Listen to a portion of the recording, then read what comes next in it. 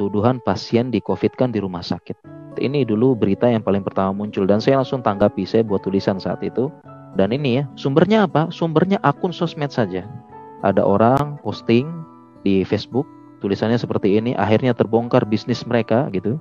Kejadian siang di Manado rumah sakit, pasien sakit meninggal, kemudian dokter menyogok almarhum dengan uang 50.000 supaya jadi COVID begitu.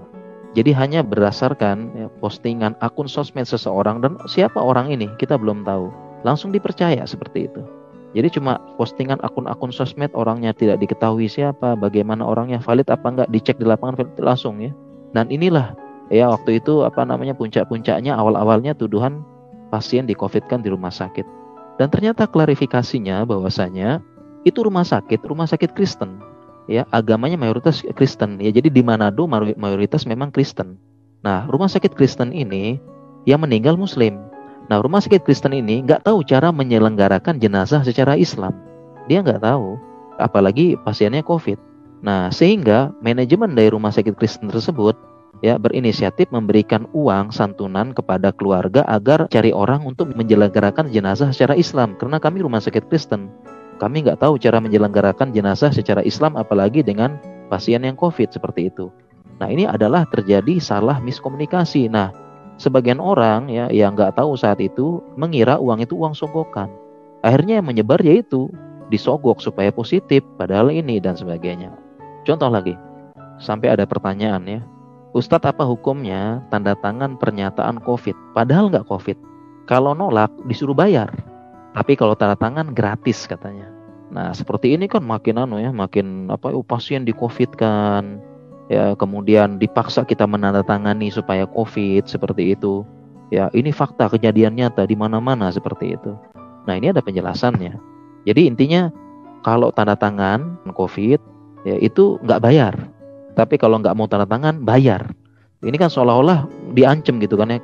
Kalau kamu nggak mau tanda tangan COVID, kamu bayar loh. Tapi kalau kamu mau tanda tangan ini COVID, kamu gratis. Ini seolah-olah rumah sakit memaksakan supaya dia mau tanda tangan seperti itu. Nah, ini ada penjelasannya.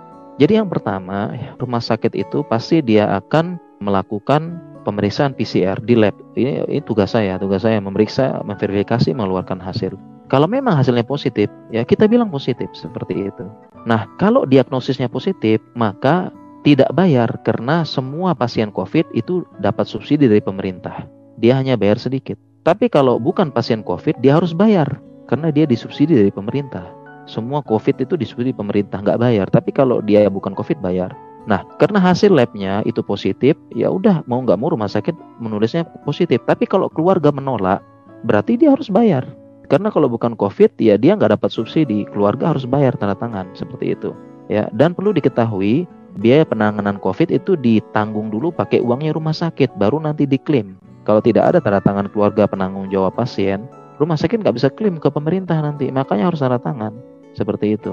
Dan yang lebih penting bukan hanya COVID, hampir semuanya, apapun penyakitnya, kalau keluar rumah sakit penanggung jawab pasien dan keluarga harus tanda tangan, ya kan? Semuanya, nggak hanya pasien. Nggak hanya COVID saja. Jadi ini prosedur protap dari dulu. Ya baik COVID maupun bukan COVID, itu tanda tangan penanggung jawab pasien sebelum keluar dari rumah sakit. Dan ditulis di rekam medis dengan diagnosis itu.